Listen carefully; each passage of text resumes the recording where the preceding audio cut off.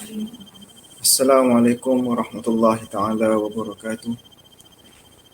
Bismillahirrahmanirrahim. Alhamdulillahirabbil alamin. Wassalatu wassalamu ala asyrafil anbiya'i wal mursalin wa ala alihi wa ashabihi ajma'in. Subhanaka la ilma lana illa ma 'allamtana innaka antal alimul hakim.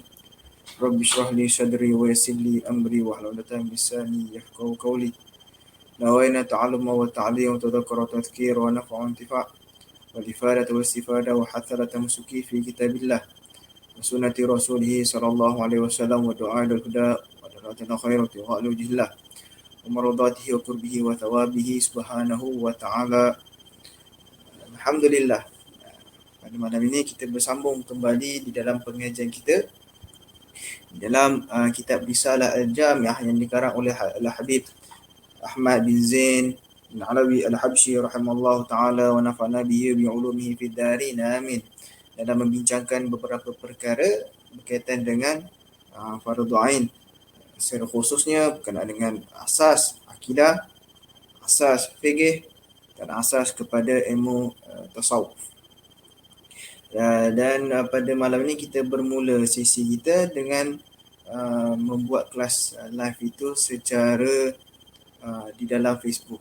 Berbanding sebelum ini kita buat di dalam Google Meet supaya boleh mengumumkan manfaat dan untuk dapat mencapai dan juga untuk memberi servis yang terbaik, khidmat yang terbaik untuk para hadirin yang mendengar dari segi audio dan visualnya juga, insya-Allah.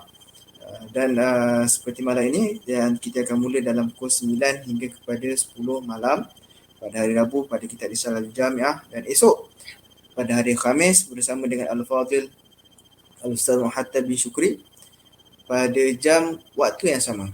Pada hari Khamis dalam Kitabul Adab, 50 adab merangkumi 50 keadaan yang dikumpulkan faedahnya daripada Al-Habib Zain bin Sumit hafizullah ta'ala. Hadha pengumuman yang baru. InsyaAllah kita akan keluarkan jadual yang barulah. Jadual yang baru insya-Allah. Walhasil dalam masa yang sama juga kita tidak melupakan kita akan mengambil juga kalau ada yang berminat ataupun yang berkeinginan untuk menanyakan soalan sama ada pada malam ini ataupun pada esok hari berkenaan dengan pelajaran ataupun kelas kita, boleh tulis di ruangan komen di bawah untuk kita perbahaskan ataupun untuk kita perbincangkan. Baik, kita menyambung pengajian kita dalam kitab Risalatul Jami'ah karangan Habib Ahmad bin Zain bin Alawi Al-Habsyi rahimallahu taala. Yang pada waktu yang lepas kita telah membincangkan berkenaan dengan fardu wudu, dan hari ini insya-Allah kita akan masuk kepada fasal yang baru, iaitu fasal mandi junub. Wa ala musannif rahimallahu taala wa nafa'na bihi bi ulumihi fid darin amin. Wa in kana alaihi janabatun min mujama'atin aw khuruji maniyyin bi naumin aw ghairihi lazimahu ghuslu jami'i badanihi ma'a niyyati raf'il janabah. Seandainya seorang itu berjunub disebabkan persetubuhan atau keluar mani ketika tidur atau selainnya, maka wajiblah baginya untuk mandi dengan menyampaikan air ke seluruh badan berserta niat mengangkat hadas. Adapun pengajian kita pada minggu lepas, 2 kali minggu lepas lah, kerana minggu lepas kita tidak ada kelas kerana ada perubahan pada segi waktu dan sebagainya.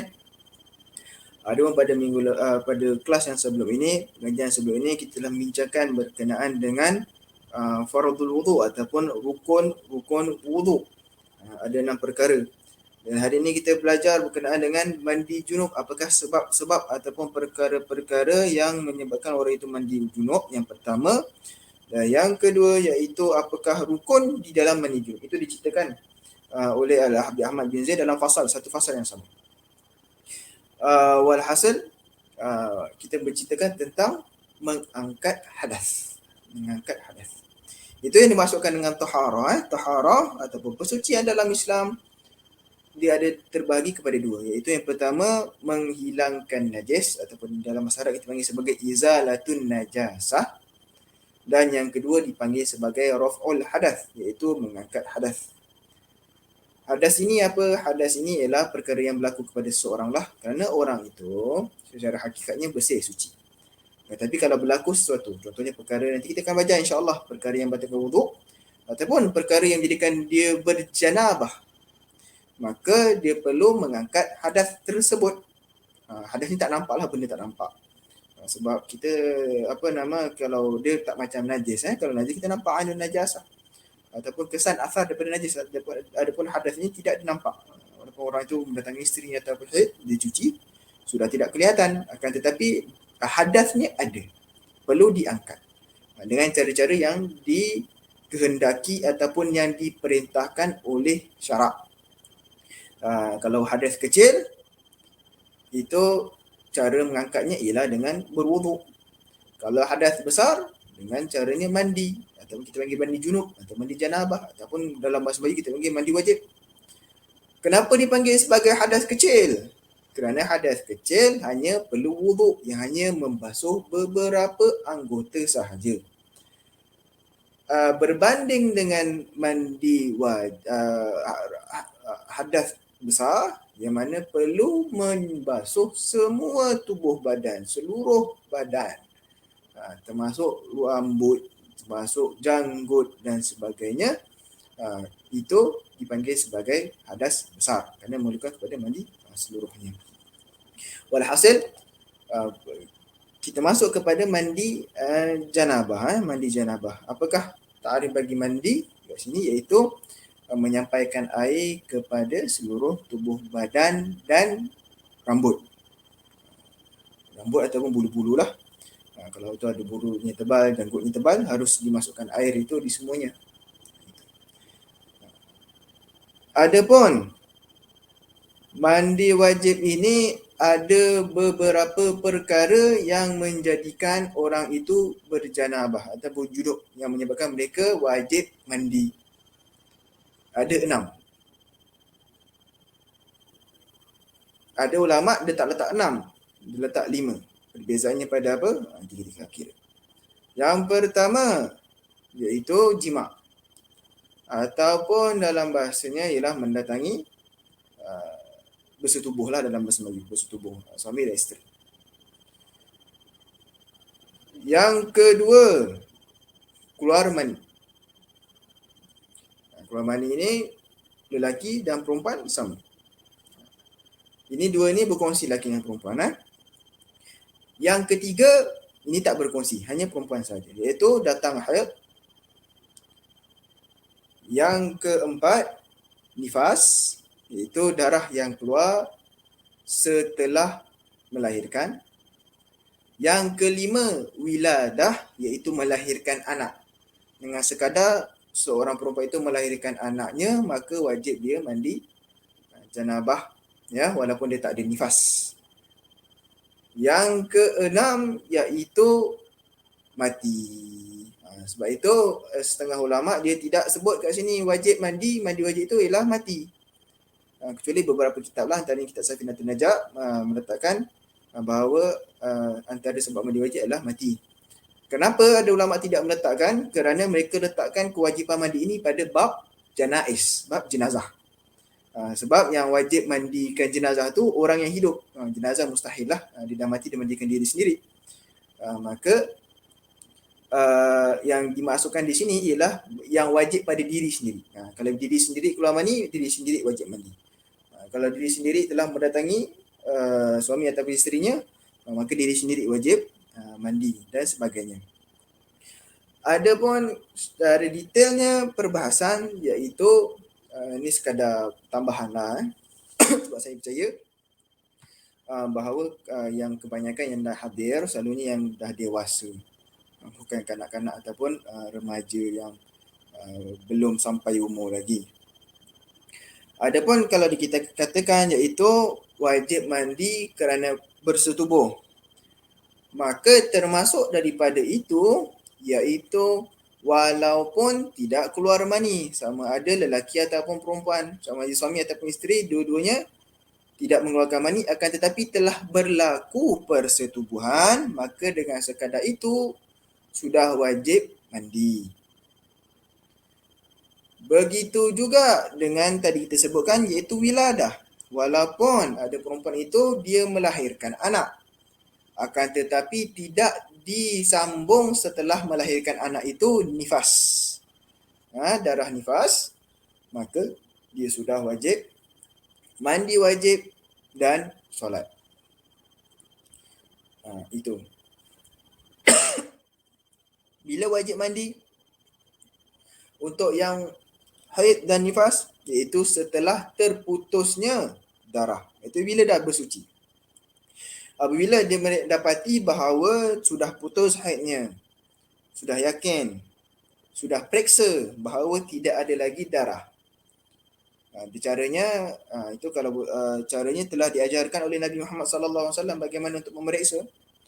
Maka pada ketika itu wajib dia mandi dan solat, tidak boleh ditunda lagi. Kenapa? Kerana khawatir lewat daripada waktunya. Waktu apa? Iaitu waktu solat. Kerana kadang-kadang ada orang dia abaikan, dia lambat-lambat, dia tahu bahawa waktu asar dia dah suci, dia dah bersih daripada darah haid ataupun darah nifas. Dia lambat-lambatkan solat mandi wajib sehingga masuknya waktu maghrib misalnya. Maka itu maksudnya dia telah meninggalkan satu kefarduan daripada waktunya. Maka apabila saja putus waktu haidnya ataupun darahnya, maka wajib dia mandi. Itu 6 perkara ataupun 6 sebab yang mewajibkan seseorang itu untuk mandi janabah. Okey. Bagaimana mandi janabah itu? Baginya untuk mandi dengan menyampaikan air ke seluruh badan beserta niat mengangkat hadas. Iaitu ini sekurang-kurangnya mandi wajib. Iaitu dia menyampaikan seluruh tubuh badannya dengan niat raf'ul hadas akbar, mengangkat hadas besar. Ini niat dia. Jadi dia tengah mandi wajib, baru nak start, dia pakai shower ke ataupun dia pakai pakai gayung, dia mandi, kemudian dia niat sahaja aku mengangkat hadas besar. So dia mandi. Maka dengan sekadar itu telah selesai dia punya mandi wajibnya dengan syarat iaitu dia telah menyampaikan, melalukan setiap anggota tubuh badannya dengan air. Dan dengan air ini bukan hanya pada kulit sahaja, termasuk juga segala rambut ataupun bulu-bulu yang ada di atas tubuh badannya, seperti janggut, bulu dada, rambut kalau panjang pendek, maka pun perlu dikenakan air. Bukan hanya di luar, malah di dalamnya juga. Janggut pun macam gitu. Walaupun janggutnya tebal, wajib dia kena lalukan air. Itu sekurang-kurangnya yang mana dia telah mengikut kewajipan sahaja. Kerana mandi wajib ini hanya ada 2 sahaja rukunnya. Iaitu yang pertama niat, yang kedua menyampaikan air ke seluruh badan dan bulu-buluan. Okey. Adapun kalau mengikut sunnahnya Nabi Muhammad SAW seperti mana yang telah diriwayatkan, seperti mana yang telah ditentukan oleh ulama-ulama fiqh, iaitu mandi wajib ini ada beberapa tertibnya yang mana kalau kita ikut, insya-Allah mandi wajibnya sempurna daripada segi sahnya dan pahalanya dan kesuciannya. Dengan kita mengikut sunnahnya Nabi Muhammad SAW. Setiap perkara kalau kita buat itu dengan niat untuk mengikut sunnah Nabi Muhammad SAW, untuk mengikut syiar Nabi Muhammad SAW, maka kita akan dapat pahalanya, kita akan dapat mengikut rasa sair di jalan Nabi Muhammad SAW. Bagaimana? Iaitu dengan yang pertama, kalau orang itu baru nak mandi, mandi biasa dengan sabun, maka dia mandi dulu dengan sabun. Kemudian membuang hajatnya dahulu, iaitu qada al-hajah, besar kecil. Kemudian dengan membasuh, menyucikan tubuh badannya daripada segala kekotoran dahulu. Kemudian baru niat mandi wajib, akan tetapi dia basuh anggota-anggota yang mana sukar untuk dicapai, dan yang kedua anggota-anggota yang kalau disentuh akan membatalkan wuduknya. Kenapa kita akan cerita? Antaranya apa? Iaitu di bahagian pelipat badannya. Lipat badannya seperti kalau orang itu dia dicelah dicelah ketiaknya, itu dibasuh dahulu dengan niat mandi junub. Kalau orang berbadan besar, maka dia akan ada perutnya yang ada berlapis tu. Jadi dia basuh dulu dengan niat mandi janabah, dia kenakan air di situ, kawasan situ. Di celah kelengkangnya dan di sekitar kemaluannya dahulu dengan sempurna. Kemudian mengambil wuduk dengan sunnahnya wuduk, daripada siwaknya, daripada membasuh tangannya, daripada berkumurnya, memasukkan air dalam hidung, mengeluarkan air daripada hidung dan seterusnya hingga ke akhir daripada wuduk. Naam, Imam Al-Ghazali ada meletakkan ataupun telah mengatakan bahawa kalau berwuduk ketika untuk mandi janabah ini, afdalnya kaki itu diakhirkan. Akan tetapi pada zaman sekarang tidak menjadi masalah, ya, kerana kalau dahulu air itu agak sukar untuk didapati. Akan tetapi hari ini semua orang ataupun kebanyakan daripada rumah mendapat air daripada kepala paip dan sebagainya, maka tidak ada masalah untuk dia membasuh kaki dahulu pun boleh juga, tidak menjadi masalah ketika dia hendak mandi janabah. Selesai daripada wuduk, kemudian dimulakan daripada atas kepalanya ini dengan niat mandi janabah tadi tu disambung. So dia mandi atas, atas ni dengan cara memasukkan air itu, pastikan diselup ataupun disikat rambutnya supaya air itu masuk, disikat janggutnya, dilalukan di telinganya ini, di belakang telinganya, di dalam lubang telinganya dan sebagainya, di janggutnya kalau ada, jambangnya kalau ada. Kadang ada orang yang bulu pipi tu yang besar janggutnya itu pastikan airnya sudah masuk sebanyak 3 kali. Kemudian di sebelah kanannya hadapan 3 kali, daripada depan ni sampai ke bawah. Jadi ketika ini dia tidak perlu lagi nak seluk kawasan-kawasan yang tertentu yang sukar, kerana apa? Dia telah mengenakan air pada sebelum wuduk tadi, ya. Kemudian di belakang belah kanan 3 kali, kemudian di hadapan belah kiri 3 kali, dan di belakang belah kiri 3 kali. Dah selesai, dah pastikan semua anggota dah kena, termasuk di celah-celah tangan ini, di celah-celah jari pun juga, pusatnya juga pastikan. Ini telinga ni ada caranya, antaranya masuk kenakan air di tangan, kemudian ditepekkan begini. Kemudian dah selesai, maka waktu itu dia dah selesai daripada mandi junub, dah suci, siap dengan wuduk. Jadi dia boleh keluar daripada bilik air, terus boleh solat. Adapun kalau contohnya, kalau ketika dia sedang mandi kemudian tersentuh kemaluannya, dia punya mandi junub ni tak batal, boleh teruskan.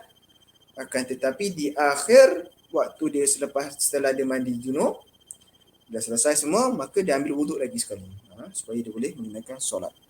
Ada khilaf juga antara adakah boleh terus solat dan setelah mandi junub tanpa ambil wuduk dan sebagainya. Akan tetapi kita mengambil sunnahnya, iaitu mengambil wuduk, itu lebih afdal, iaitu kita lari daripada khilaf antara para ulama, itu lebih baik. Itu berkenaan dengan mandi junub. Okey. Walhasil, Yang lebih utamanya, kalau kita belajar dengan para ulama-ulama fiqh yang sufi, yang suci hati mereka, mereka mengatakan bahawa yang afdalnya itu bukan hanya membersihkan yang zahir, yang batin pun juga. Sebagaimana kita bila kita nak solat itu, kita mengambil wuduk, menyuci beberapa anggota, begitu juga kita untuk tujuan bersuci, maka begitu juga kita nak solat, kita sucikan juga hati kita. Kerana itu akan mendatangkan khusyuk, mendatangkan hudur dalam ibadah dan sebagainya. Baik, kita tengok sedikit di fasal berkenaan dengan perkara yang membatalkan wuduk. Ini penting sebelum saya terlupa untuk kita mengingatkan apakah perkara-perkara yang boleh yang menjadikan orang itu wajib untuk mandi junub, iaitu bersetubuh yang pertama, yang kedua keluar mani, yang ketiga haid, yang keempat nifas, yang kelima melahirkan, yang keenam mati bagi orang yang hiduplah untuk mandikan jenazah yang mati itu. Kata. Baik, tersambung sedikit, iaitu perkara yang membatalkan wuduk.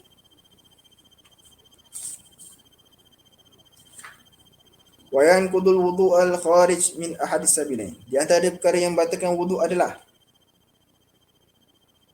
kira-kira ada 4 saja. Kenapa perlu kira ada 4? Supaya kita tak confuse. Jadi selain daripada 4 perkara ni, wuduk tak batal. Wuduk tak batal. Di antara perkara yang membatalkan wuduk adalah keluar sesuatu dari 2 jalan. Min ahadis sabilain. Apa sahaja, melainkan mani, melalui kemaluan depan atau belakang.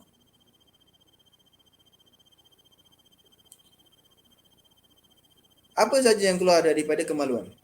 Kubur ataupun dubur? Kecuali mani, yang mana keluar sendiri. Walau tak kisahlah dia jalan-jalan keluar mani, ataupun dia terlelap dalam keadaan yang tidur dan tidak membatalkan wuduk, keluar mani, maka wuduknya tak batal. Tapi dia kena mandi wajib, dia tetap tak solat. Apa faedahnya kata wuduk tak batal kalau keluar mani? Hanya faedah kalau misal orang kata, aku akan bagi RM100 kepada orang yang ada wuduknya. Orang ini dia tidur, dia duduk, dia tertidur, kemudian keluar mani. Yang dia tak batal wuduknya. Tak batal wuduknya. Jadi dia boleh cakap, aku ada wuduk. Dan dia boleh layak untuk terima syarat orang tersebut untuk mendapatkan duit RM100. Itu sahaja, tidak lebih daripada itu. Kenapa? Dia ada membawa hadas yang lebih besar, iaitu hadas besar, kena mandi janabah. Adapun kalau keluar daripada kubur dan dubur, selain daripada mani, itu termasuklah seperti maaf cakap air kencing ke, ataupun dia buang hajat dan sebagainya, itu sudah pasti batalkan wuduknya. Begitu juga kalau keluar darah. Begitu juga kalau keluar air. Begitu juga kalau keluar angin. Begitu juga kalau keluar binatang sebagai contoh. Dia kena kecacingan di dalam perut, keluar cacing daripada kemaluannya, batal wuduknya. Begitu juga kalau keluar batu, wuduknya batal. Hanya yang tak batal kalau keluar mani sahaja. Itu yang pertama, iaitu keluar sesuatu daripada salah satu daripada 2 jalan, iaitu kubur dan dubur. Apa sahaja kecuali mani. Kemudian yang kedua, di antaranya hilang akal disebabkan tidur atau selainnya, melainkan tidur orang yang tetap punggungnya di atas lantai. Iaitu yang kedua, hilang akal. Apa saja yang menjadikan orang itu hilang akal, sama ada mabuk, gila, hitam, pingsan dan sebagainya, termasuk tidur.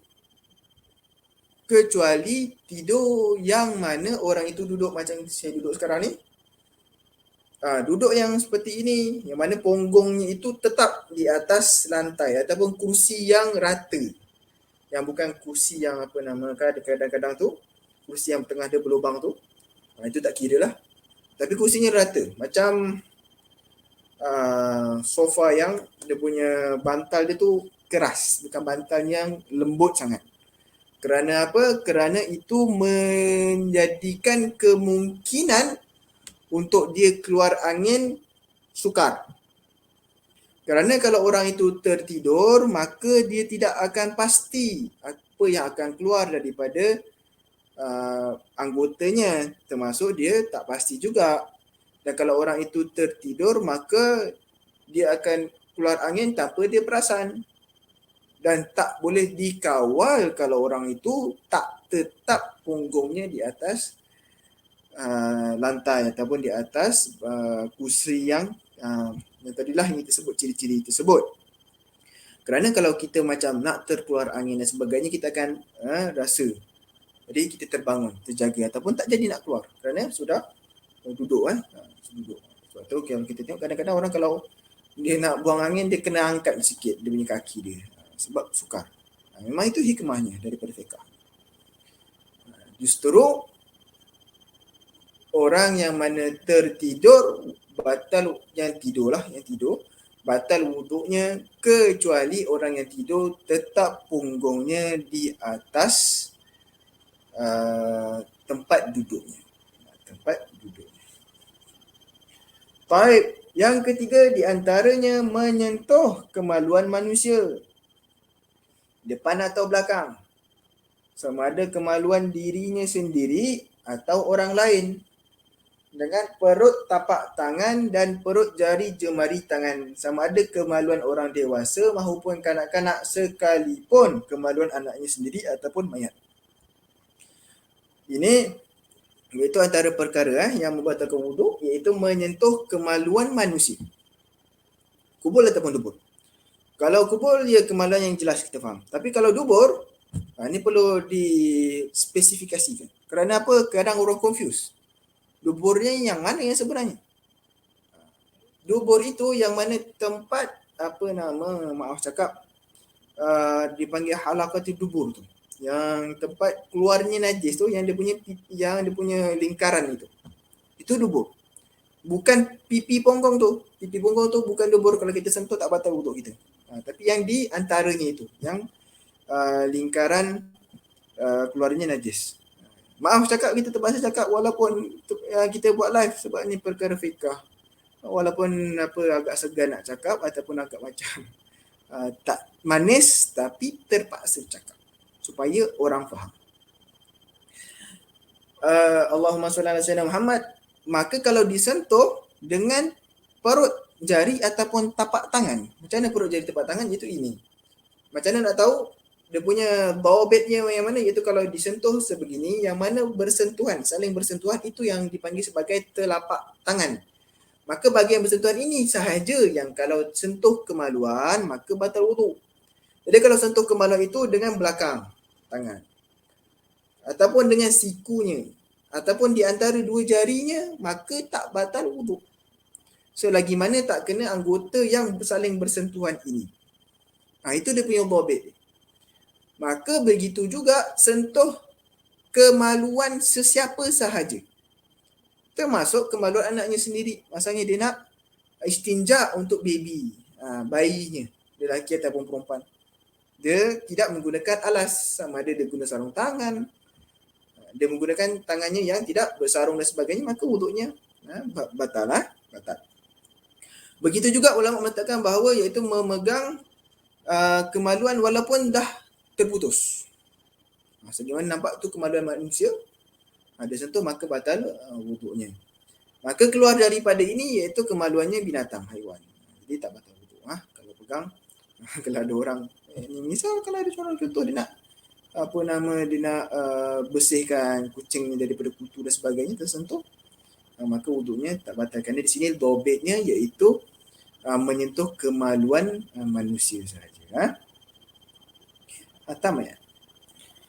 Baik, yang keempat, di antaranya bersentuhan kulit lelaki dan wanita dewasa, bukan mahram, tanpa berlapis, melainkan kuku, rambut ataupun gigi, maka ia tidak membatalkan wuduk.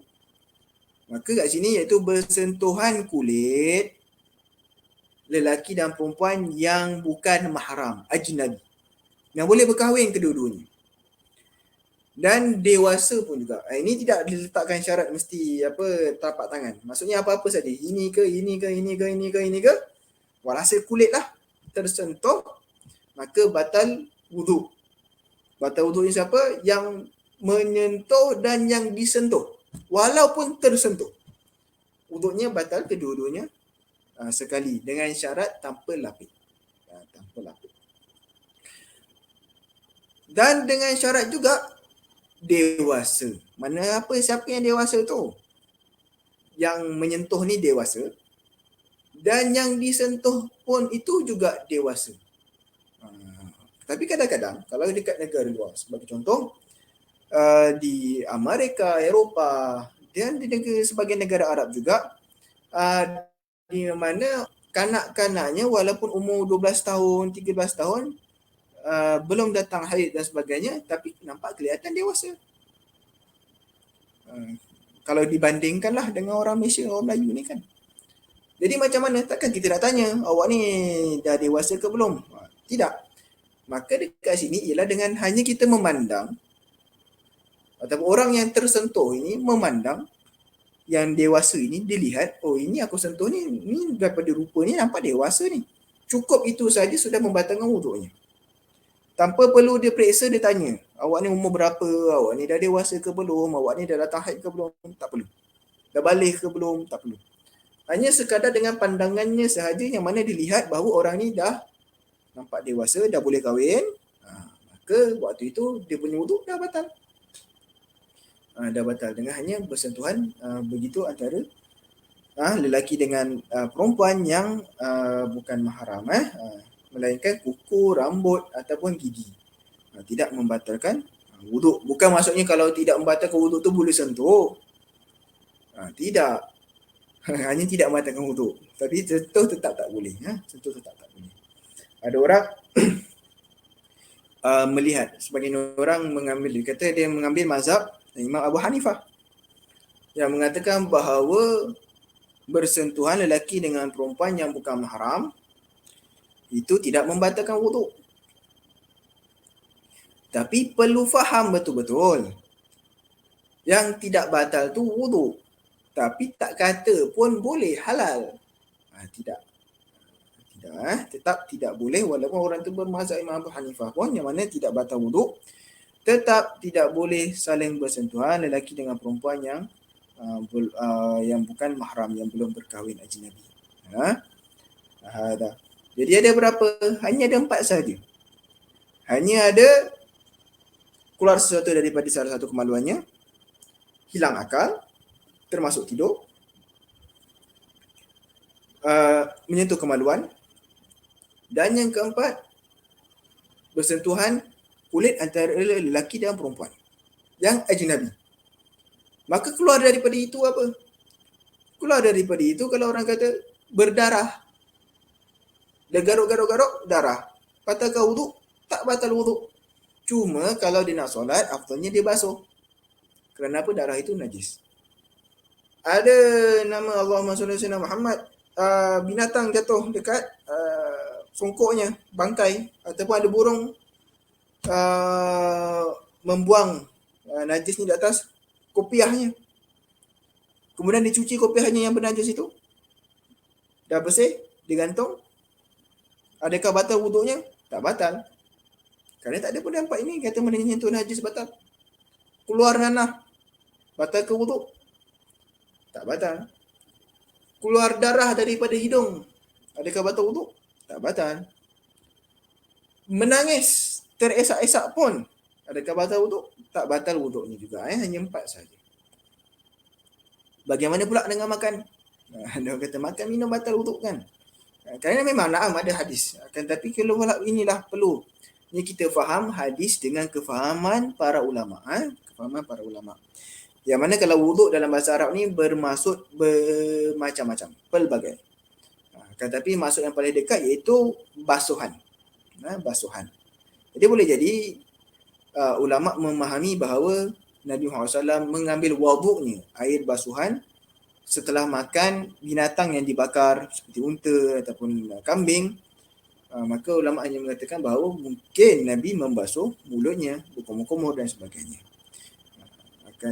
Dia juga ulama mengatakan bahawa sunnah sahaja untuk mengambil wuduk semula. Adapun dalam kita mazhab Imam Syafi'i tidak membatalkan wuduk langsung, tidak membatalkan wuduk. Cuma kalau kita lepas makan ataupun minum minuman yang manis, maka afdalnya kita menyuci kita punya mulut kerana sebelum kita solat, walaupun kita sedang ada wuduk. Kenapa? Kerana khuatir kalau di waktu kita sedang menunaikan ibadah, kita sedang solat, kita ada sisa makanan di celah gigi ataupun di dalam mulut, sehingga menghilangkan khusyuk kita ketika solat. Jadi perlu kita ambil tahu ataupun kita ambil cakna bahawa taharah ini, baik wuduknya, baik mandi janabahnya, ini untuk persediaan kita untuk melakukan ibadah. Jadi justru itu kalau kita melakukan ibadah dalam keadaan fresh, dalam keadaan kita dah bersih betul. So giginya tak ada lah. Rasa kalau kita nak solat ada daging terselit di celah gigi, kemudian di mengganggu kita sedang melakukan ibadah solat.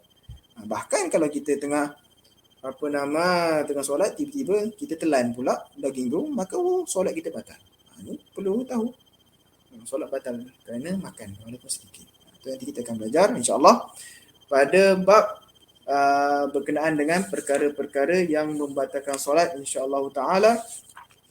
Adapun hari ini kita tidak akan panjang kerana ini baru eksperimen pertama ataupun test yang pertama untuk kita melakukan kelas melalui Facebook Live insya-Allah. Wallahu taala alam. Bismillahirrahmanirrahim. Alhamdulillahirabbil alamin. Allahumma shalli wa sallim ala sayyidina Muhammad wa sayyidina Muhammad. Rabbana fa'alna bima 'allamtana, rabbi 'allimna alladhi yanfa'una, rabbi faqihna faqihna wa qarabati lana fi dinina. Ma'ali kunti wa dhakara rabbi wa fidna wa fidhum lima tatadaqaw lima fi'lan karama. Warzuq kulla halalan da'ima wa khla azga ulama nahda bi khairi wa nakfa kulla syarr. ربنا واصلح لنا كل شؤون واكر برضا منك العيون واجعلنا ربنا كل ديون قبل ان تاتينا رسل ممنون واغفر واستر انت اكرم ما ستر وصلاة الله توسل المصطفى من حق دعانا ولفا بكتاب في الناس شفاء وعلى آل كرام الشرفاء وعلى أصحاب المصاب الغرر. اللهم دنا بهداك واجعلنا ممن يسارع في رضاك ولا تولنا وليا سواك ولا تجعلنا ممن خلف أمرك وعصى. حسبنا الله ونعم الوكيل ولا حول ولا قوة إلا بالله العلي العظيم. صلى الله على سيدنا محمد وعلى آله وصحبه وسلم والحمد لله رب العالمين. والله تعالى أعلم. السلام عليكم ورحمة الله تعالى وبركاته.